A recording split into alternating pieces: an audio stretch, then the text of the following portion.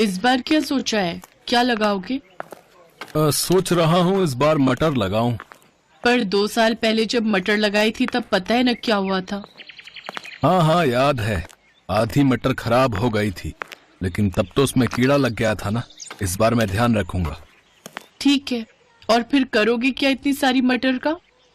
मटर पुलाव बनाएंगे और भरपेट क्या, जी भर खाएंगे और क्या।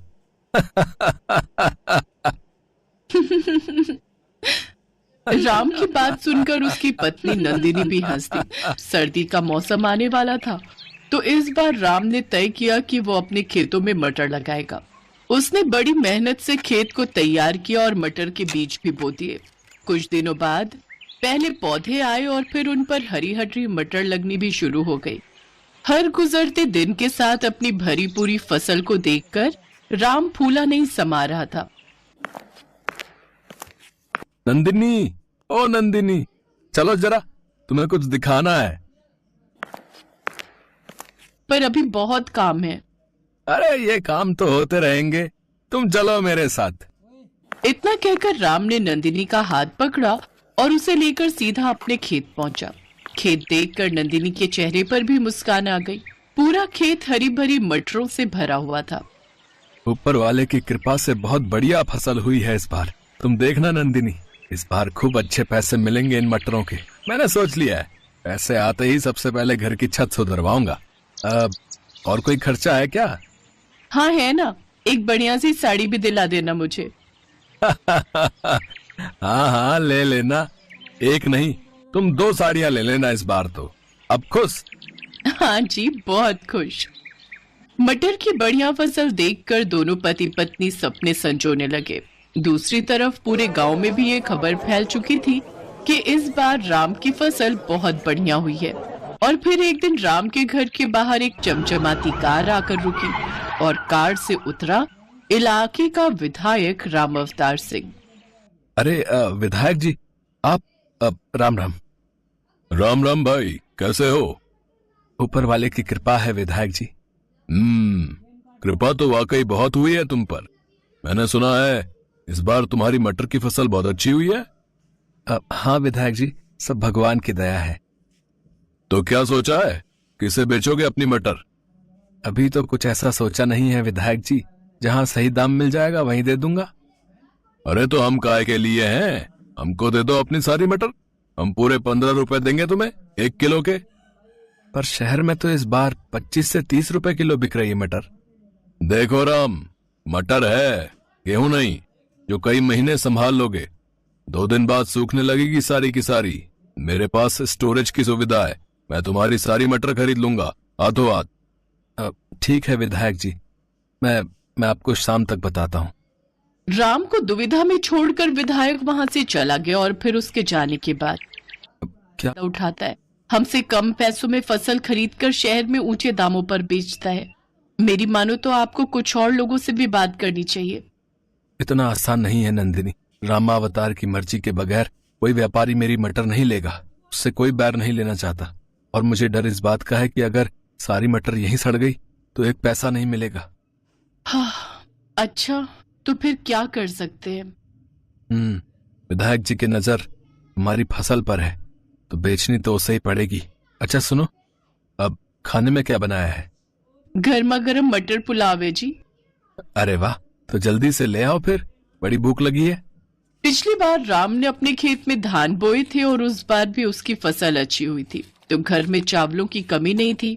और जब इस बार मटर आई तो नंदिनी ने सबसे पहले मटर पुलाव बनाकर ही राम को खिलाया, क्योंकि मटर पुलाव राम को बेहद पसंद भी था। जब राम और नंदिनी खाना खा रहे थे तभी उन्हें बाहर से शोर सुनाई दिया। लोगों के चीखने चिल्लाने की आवाजें आ रही थी।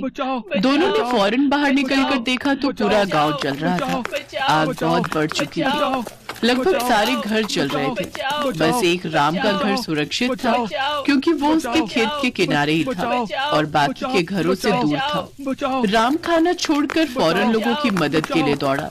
काफी देर बाद आग तो बुझा ली गई, लेकिन गांव के सारे घर जलकर राख हो चुके थे। सारा सामान, सारा राशन, सब कुछ राख बन चुका था। हिम्मत रखिए आप सब, हम सब मिलकर कुछ ना कुछ जरूर कर लेंगे। एक काम करते हैं, विधायक जी के पास चलते हैं, उनसे मदद मांगते हैं। हाँ हाँ ठीक कह रहे हो, चलो चलते हैं। पूरा गांव रामावतार विधायक के पास पहुंचा।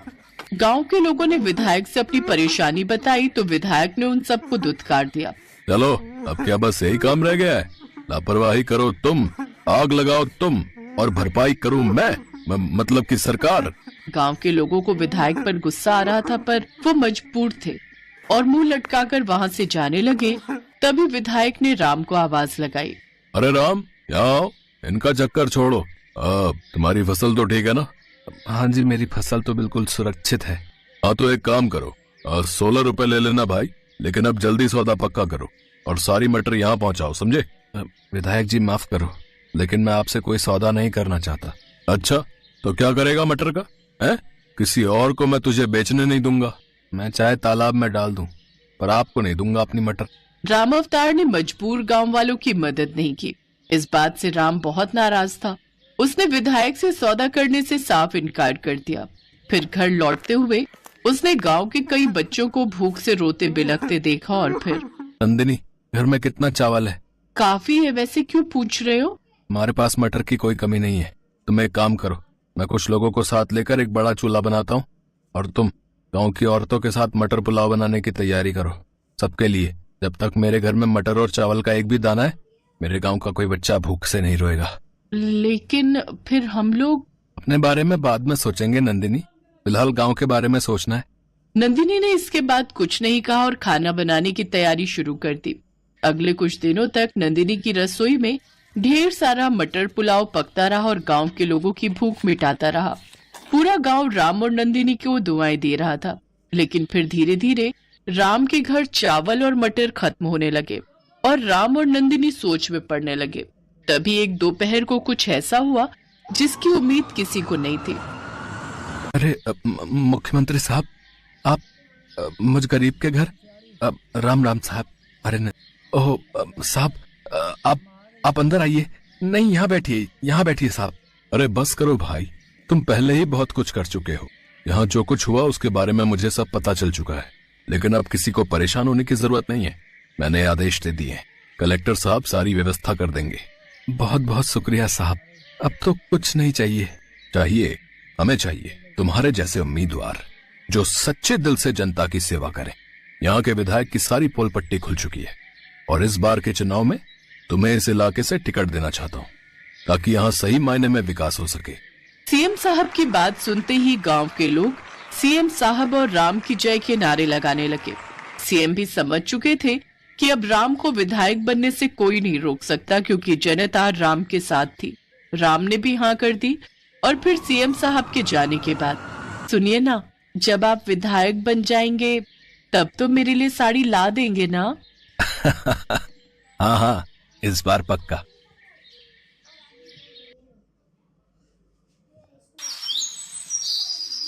कड़ाके भरी ठंड में ब्रजेश जंगल में कांपते हुए लकड़ियां काट रहा था कि तभी तेज आंधी तूफान चलने लगा और एक बड़ा पेड़ ब्रजेश के ऊपर आ गिरा, जिसके नीचे दबकर ब्रजेश की रीढ़ की हड्डी टूट गई और उसकी मौत हो गई। अपने पीछे वो पत्नी सविता और 2 बेटियां मालिनी और सानवी को छोड़ गया। लेकिन कुछ दिन बाद ही ज्यादा चिंता करने के कारण सविता का ब्लड प्रेशर हाई हो गया, जिस कारण उसके सर की नस फट गई और उसकी भी मौत हो गई। मालिनी और सानवी पर तो जैसे दुखों का पहाड़ ही टूट पड़ा। वो दोनों बहनें अनाथ हो गई। सानवी ने अपनी बड़ी बहन मालिनी से कहा, दीदी अब हमारा क्या होगा? बिना माँ बाबा के हम कैसे रहेंगे? तू चिंता मत कर छोटी, मैं हूं ना, हम दोनों ही एक दूसरे का सहारा बनेंगे। ऐसे ही कुछ दिन बीत गए। बाहर ठंड पड़ती जा रही थी। वो दोनों बहनें अपनी झोपड़ी में बैठी रहती। उन दोनों बहनों का जैसे तैसे खाने का गुजारा चल रहा था। एक रोज जब बाहर तेज ठंड थी तो मालिनी और सानवी अपनी झोपड़ी में बैठकर आग ताप रही थी। तभी सानवी ने मालिनी से कहा, दीदी जब माँ बाबा थे तो कितना मजा आता था ना। पापा सर्दियों में हर हफ्ते मुर्गी लाते थे और माँ उसका हांडी चिकन बनाती थी। माँ के हाथों के हांडी चिकन खाने की बहुत याद आती है दीदी। क्या अब हमें कभी वो नसीब नहीं होगा? होगा मेरी बहन, जरूर होगा। वो जंगल वाले अंकल ने कहा था ना, कि सरकार बाबा की मौत का कुछ मुआवजा हमें देगी। चल उनसे मिलकर आते हैं। वो दोनों सरकारी अधिकारी के पास जाते हैं। देखिए, सरकार का कहना है कि ब्रिजेश की मौत प्राकृतिक वजह से हुई है। इसमें डिपार्टमेंट की कोई गलती नहीं, इसलिए उन्होंने तो मुआवजा देने से इनकार कर दिया है। लेकिन तुम लोगों की हालत देखकर हम स्टाफ के लोगों ने मिलकर कुछ पैसा इकट्ठा किया है। अब ये लो 30,000 रुपए। हम सिर्फ तुम्हारी इतनी ही मदद कर सकते हैं। वो दोनों 30,000 रुपए लेकर घर आ गई, लेकिन उस रात मालिनी को बिल्कुल भी नींद नहीं आई। वो रात भर सोचती रही, ये पैसे एक न एक दिन तो खत्म हो जाएंगे, लेकिन उसके बाद हमारा गुजारा कैसे चलेगा।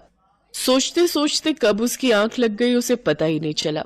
फिर अगले दिन मालिनी बाजार से थोड़ा चिकन ले आई और जिस हांडी में उसकी माँ चिकन बनाती थी उस मिट्टी की हांडी में वो चिकन बनाने लगी। उस दिन उन दोनों ने कई दिनों बाद पेट भर कर खाना खाया। अरे वाह दीदी, आपके हाथों में तो बिल्कुल माँ के हाथों जैसा स्वाद है। बल्कि सच कहूँ तो इसमें तो माँ की बनी चिकन हांडी से भी बढ़कर स्वाद आ रहा है। वाह वाह, इस ठंड में तो आज चिकन हांडी खाने का मजा ही आ गया। काश तुम्हारी हांडी चिकन की दुकान होती तो मैं दिन में कई बार खाती। उसकी ये बात सुनकर मालिनी को एक आइडिया आया और उसने जरूरी सामान खरीदा। फिर ठेला लगाकर हांडी चिकन बेचने लग गई। आइए आइए, स्वादिष्ट हांडी चिकन खाइए। अरे वाह बच्चों, तुमने भी काम शुरू कर दिया। बढ़िया है, बढ़िया है। वैसे कितने की है ये प्लेट? हाँ काका, घर चलाने के लिए कुछ तो करना ही पड़ेगा ना। 40 रुपए का है हांडी चिकन, लगा दूं? हाँ हाँ, जरूर जरूर। वाह भाई वाह, क्या बात है, क्या स्वाद है इसमें। ऐसी बहनें भरी ठंड में सारा दिन खड़े रहकर हांडी चिकन बनाती। उनकी कमाई थोड़ी बहुत हो ही जाया करती। ऐसे ही एक रोज उनके ठेले पर एक आदमी आया। उसने जब उनके हांडी चिकन का स्वाद चखा तो उसने दोनों बहनों को अपने होटल में हांडी चिकन बनाने के लिए कहा। मेरे होटल में ये हांडी चिकन बनाओगी तो इसके मैं तुम दोनों को अच्छे दाम दूंगा। ये सुनकर दोनों बहनें बहुत खुश हुई और वो उसके होटल में काम करने लगी, जहां उन्हें अच्छे खासे पैसे मिलने लगे। फिर धीरे धीरे पैसे जमा करके उन्होंने खुद का ही रेस्टोरेंट खोल लिया, जहां उन्हें और भी अच्छी कमाई होने लगी और अब दोनों बहनों की गरीबी पूरी तरह